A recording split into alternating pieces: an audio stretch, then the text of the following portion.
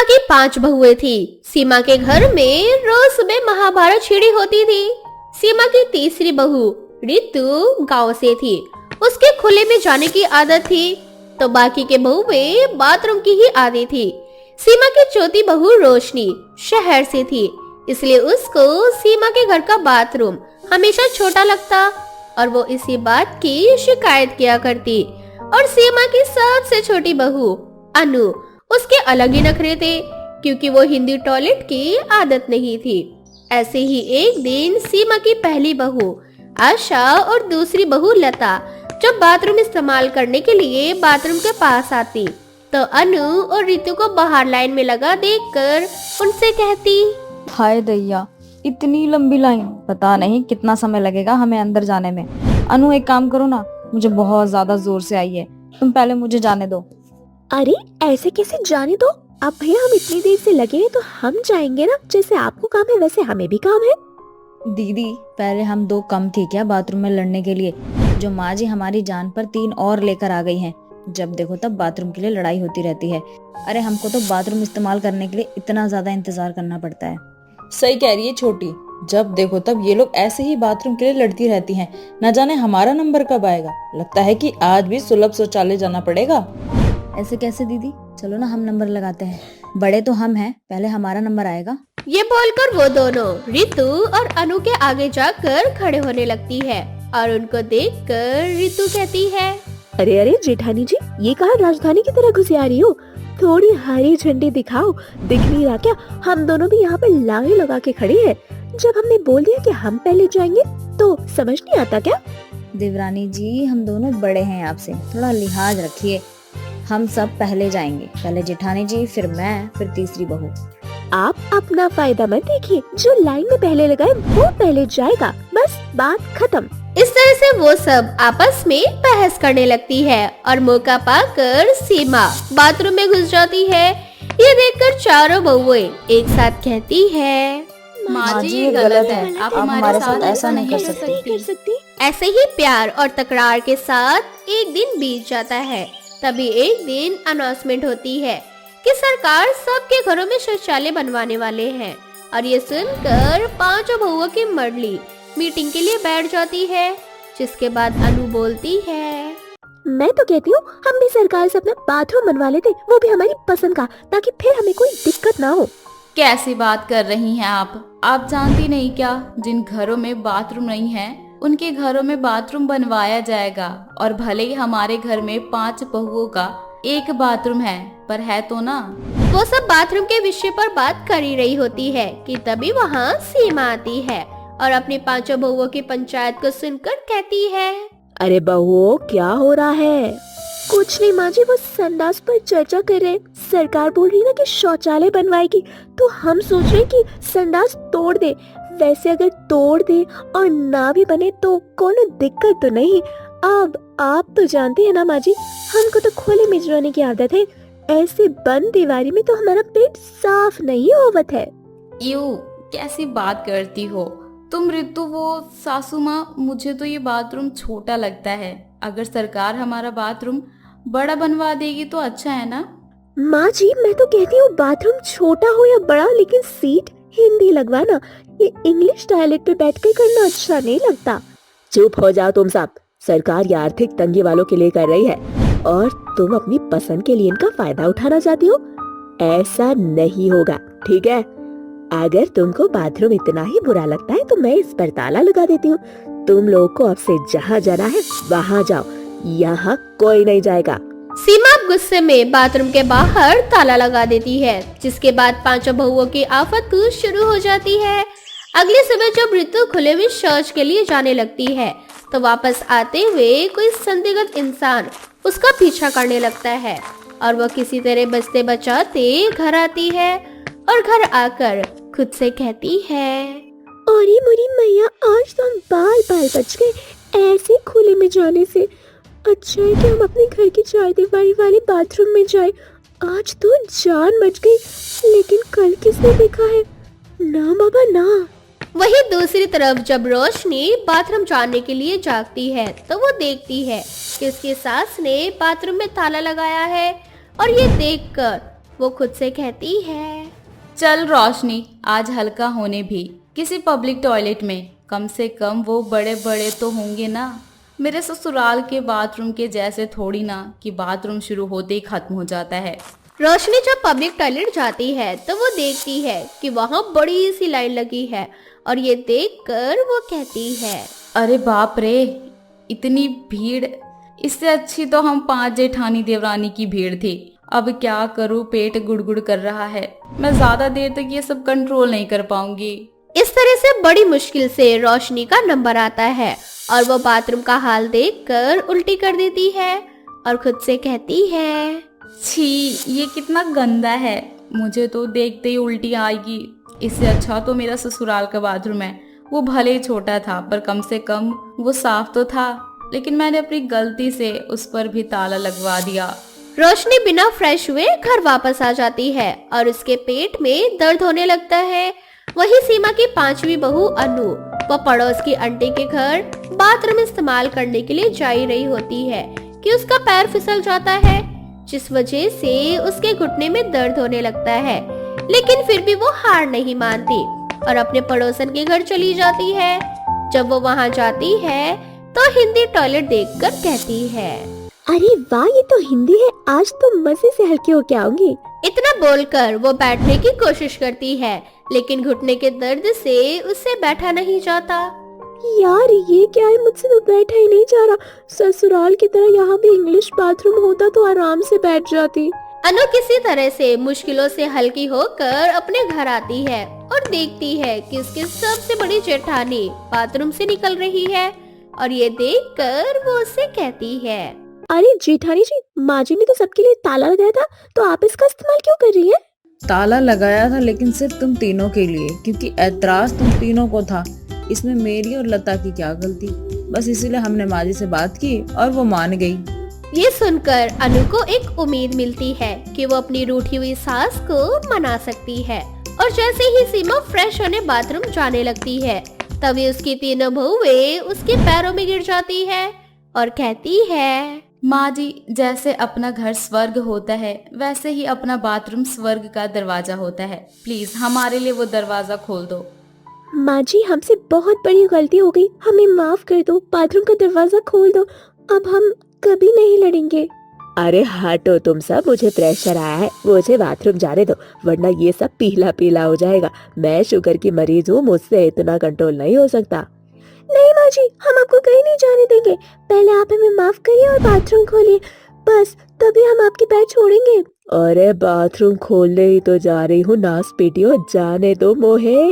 सीमा अपनी बहुओं की अकल ठिकाने आते देखकर खुश थी, जिसके बाद उसकी 5 बहुएं कभी भी बाथरूम के लिए लड़ाई तो करती, लेकिन अब ये रोज नहीं हुआ करता।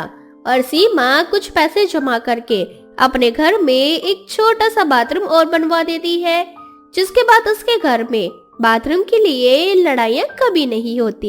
कोमल अपने माँ बाप की इकलौती बेटी थी। वो अपने माँ बाप की बहुत ही लाडली थी, क्योंकि कोमल अपने माँ बाप की इकलौती और सबकी लाडली थी, इसलिए वो अपने घर में सिर्फ अपनी मनमानी चलाया करती। ऐसे ही एक दिन कोमल कॉलेज से घर आती है, तभी उसकी माँ आंचल उससे कहती है, आ गई बेटा, चल किचन में चलकर मेरी जरा मदद कर दे। क्या किचन में हाथ बटा दूं? माँ, मुझे किचन का काम मत कहा करो, मुझसे नहीं होता किचन विचन में काम। अरे जब तू किचन में काम करेगी तब तुझे किचन का काम आएगा ना, ऐसे ही नाटक करती रहेगी तो भला कैसे सीखेगी किचन का काम?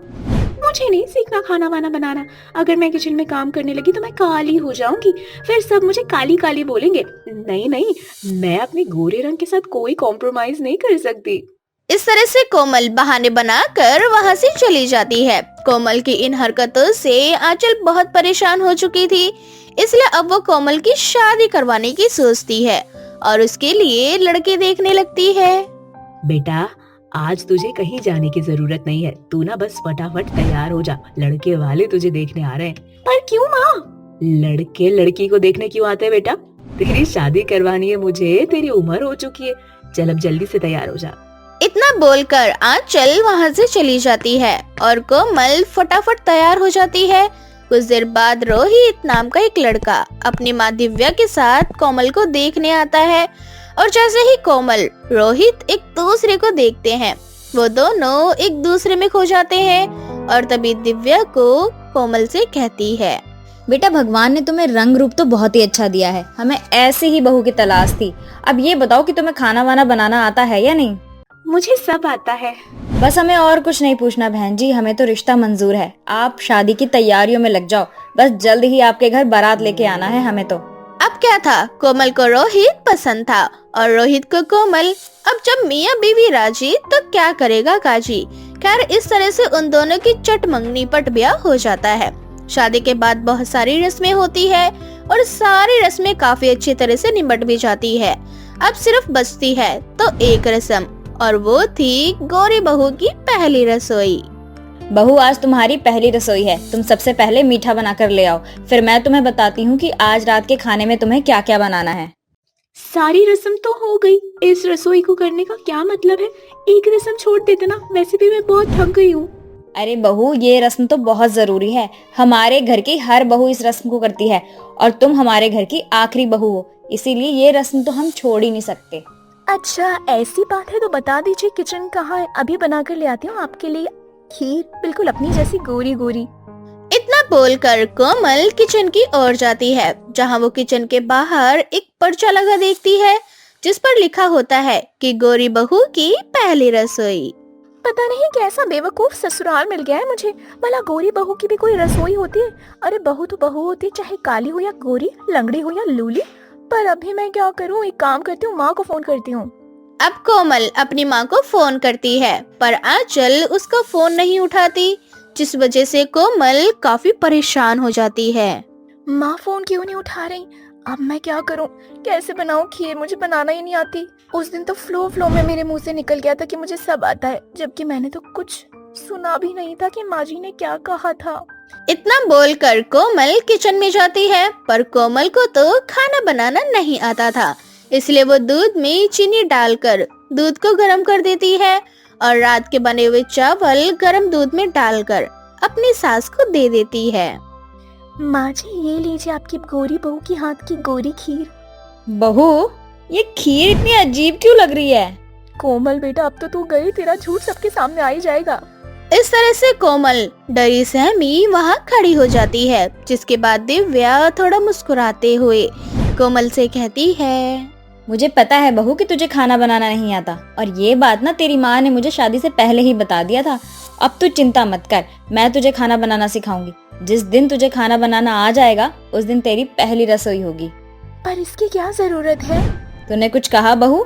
माँ जी मैं तो ये कह रही थी कि शुभ काम में देरी कैसी, आप आज से ही मुझे खाना बनाना सिखा दीजिए, ताकि मैं जल्दी से जल्दी अपनी तरह गोरा गोरा खाना बना सकूं, जैसे गोरी गोरी गोरी गोरी खीर, गोरी गोरी चाय, सब कुछ गोरा गोरा।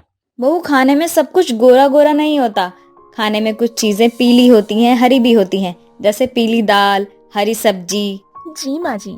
इस तरह से दिव्या कोमल को खाना बनाने सिखाने की जिम्मेदारी अपने सर ले लेती है और हमेशा सुबह 5 बजे उठाकर कोमल को रसोई घर में ले जाती है और उसे हर दिन एक नई डिश बनाना सिखाती है।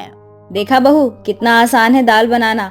अब जब तेरी पहली रसोई होगी तो तू ऐसे ही सुंदर सी दाल बनाना, और अपने जैसे गोरे चावल भी, क्यों माँ जी?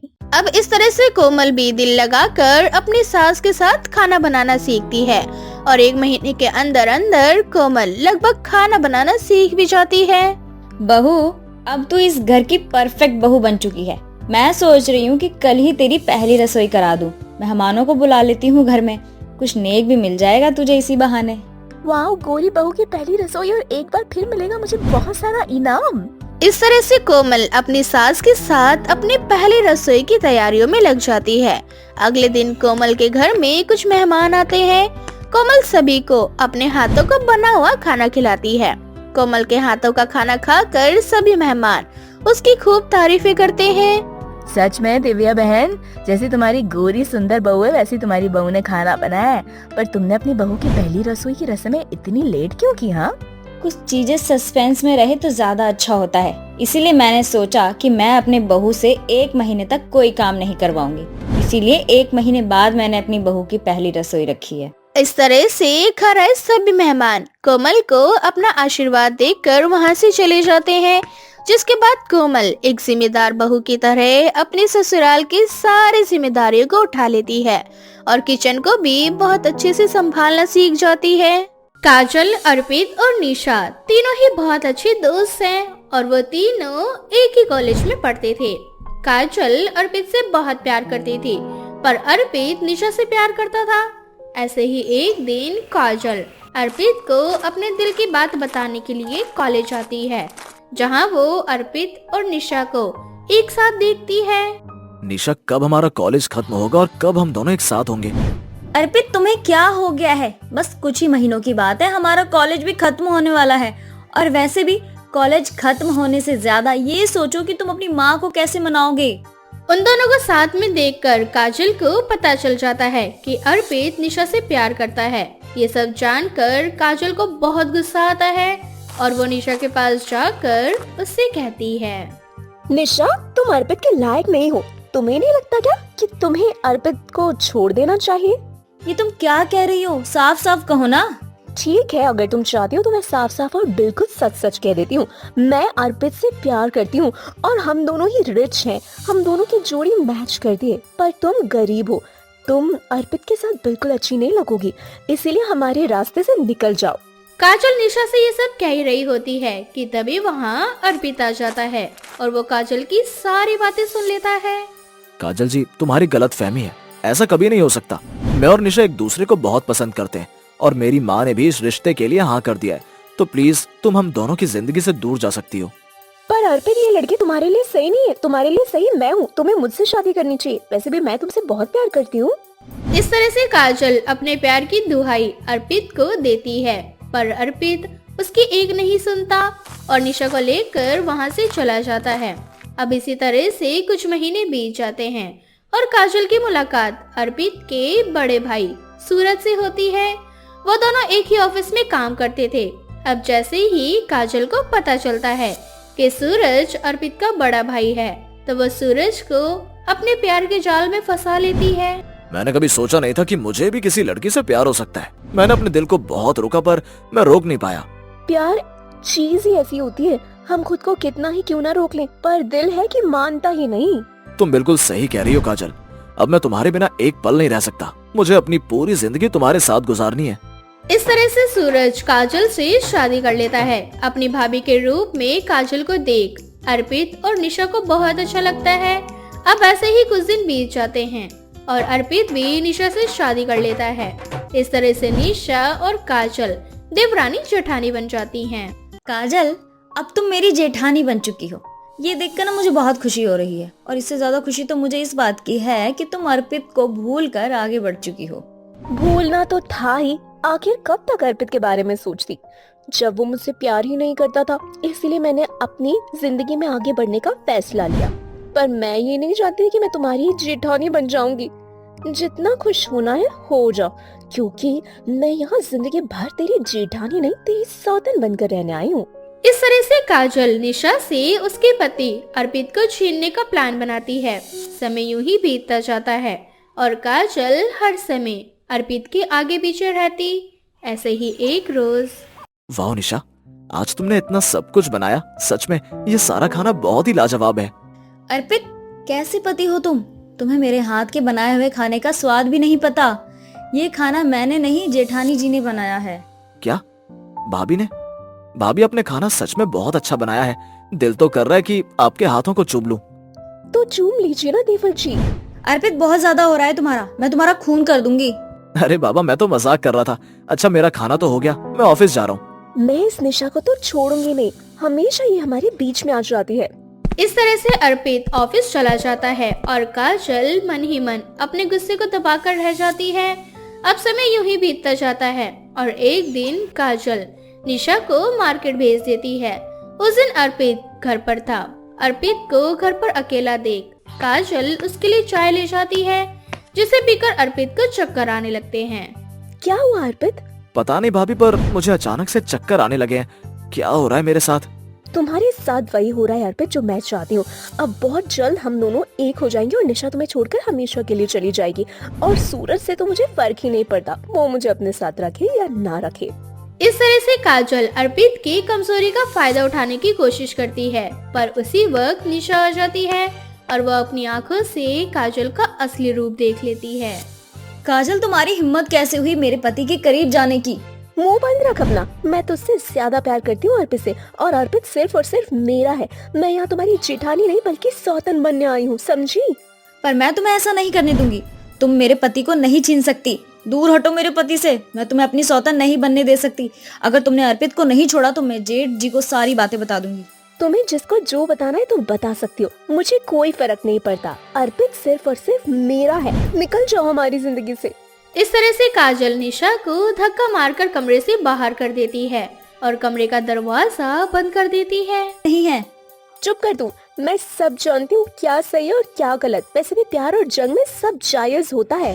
इतना बोलकर काजल एक बार फिर अर्पित के करीब जाने लगती है, पर नशे में धुत अर्पित खुद को संभाल लेता है और काजल को खुद से दूर कर देता है। तुम्हें क्या लगा तुम ऐसी हरकतें करके मुझे पालोगी? ये तुम्हारी गलत फहमी है।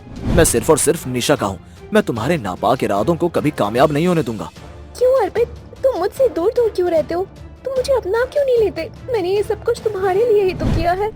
जानना चाहती हो कि मैं तुम्हें क्यों नहीं अपनाना चाहता? तो सुनो, तुम मेरी निशा से बहुत अलग हो। मेरी निशा किसी का घर नहीं उजाड़ना चाहती, पर तुम किसी को खुश नहीं देख सकती। तुम हर किसी की खुशियां छीनना चाहती हो। बस यही वजह है कि तुम खुद खुश नहीं हो और निकल जाओ मेरी नजरों के सामने से, वरना मैं तुम्हें तुम्हारी सही जगह पहुंचा दूंगा। इतना बोलकर अर्पित काजल का हाथ पकड़कर अपने कमरे से बाहर कर देता है और निशा को गले से लगा लेता है। उसी वक्त सूरज आ जाता है और उसे अपनी बीबी का असली रूप पता चल जाता है। तो ये वजह थी कि तुम मेरे भाई को पाना चाहती थी, इसलिए इस घर में आई मेरे जरिए। पर अब तुम अपनी देवरानी की सौतन नहीं बन पाओगी, क्योंकि अब तुम इस घर में रह ही नहीं सकती हो। तुम क्या कहना चाहते हो? मैं इस घर से कहीं नहीं जाऊंगी। तुम्हें इस घर से जाना ही होगा, क्योंकि मैं तुम्हें अपनी पत्नी नहीं मानता। मैं तुम्हें तलाक दे रहा हूँ। इस तरह से सूरज काजल को छोड़ देता है और अपने घर से हमेशा के लिए निकाल देता है। इस तरह से सूरज जिंदगी भर अकेले रहने का फैसला करता है। तो वहीं दूसरी ओर निशा और अर्पित अपनी जिंदगी की एक नई शुरुआत करते हैं। काजल, अर्पित और निशा तीनों ही बहुत अच्छे दोस्त हैं और वो तीनों एक ही कॉलेज में पढ़ते थे। काजल अर्पित से बहुत प्यार करती थी, पर अर्पित निशा से प्यार करता था।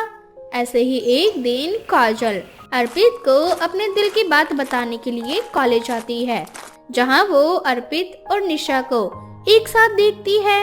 निशा, कब हमारा कॉलेज खत्म होगा और कब हम दोनों एक साथ होंगे? अर्पित, तुम्हें क्या हो गया है? बस कुछ ही महीनों की बात है, हमारा कॉलेज भी खत्म होने वाला है। और वैसे भी कॉलेज खत्म होने से ज्यादा ये सोचो कि तुम अपनी माँ को कैसे मनाओगे। उन दोनों को साथ में देखकर काजल को पता चल जाता है कि अर्पित निशा से प्यार करता है।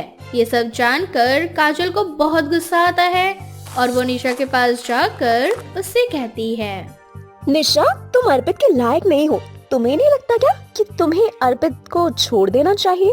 ये तुम क्या कह रही हो? साफ साफ कहो ना। ठीक है, अगर तुम चाहती हो तो मैं साफ साफ और बिल्कुल सच सच कह देती हूँ। मैं अर्पित से प्यार करती हूँ और हम दोनों ही रिच हैं। हम दोनों की जोड़ी मैच करती है, पर तुम गरीब हो। तुम अर्पित के साथ बिल्कुल अच्छी नहीं लगोगी, इसीलिए हमारे रास्ते से निकल जाओ। काजल निशा से ये सब कह ही रही होती है कि तभी वहाँ अर्पित आ जाता है और वो काजल की सारी बातें सुन लेता है। काजल जी, तुम्हारी गलत फहमी है।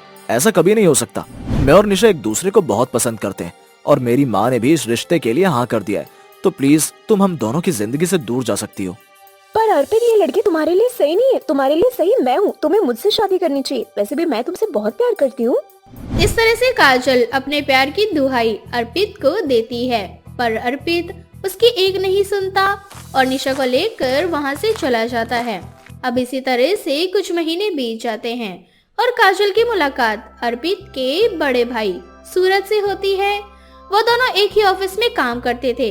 अब जैसे ही काजल को पता चलता है कि सूरज अर्पित का बड़ा भाई है, तो वो सूरज को अपने प्यार के जाल में फंसा लेती है। मैंने कभी सोचा नहीं था कि मुझे भी किसी लड़की से प्यार हो सकता है। मैंने अपने दिल को बहुत रोका, पर मैं रोक नहीं पाया।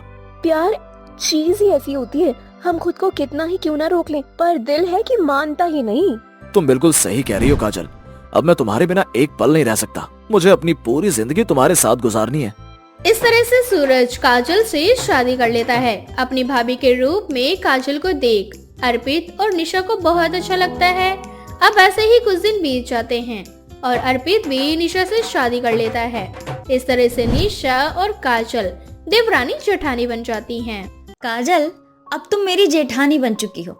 ये देखकर ना मुझे बहुत खुशी हो रही है, और इससे ज्यादा खुशी तो मुझे इस बात की है कि तुम अर्पित को भूलकर आगे बढ़ चुकी हो।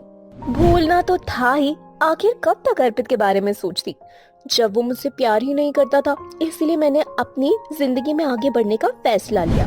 पर मैं ये नहीं चाहती कि मैं तुम्हारी जेठानी बन जाऊंगी। जितना खुश होना है हो जाओ, क्योंकि मैं यहाँ जिंदगी भर तेरी जेठानी नहीं, तेरी सौतन बनकर रहने आई हूँ।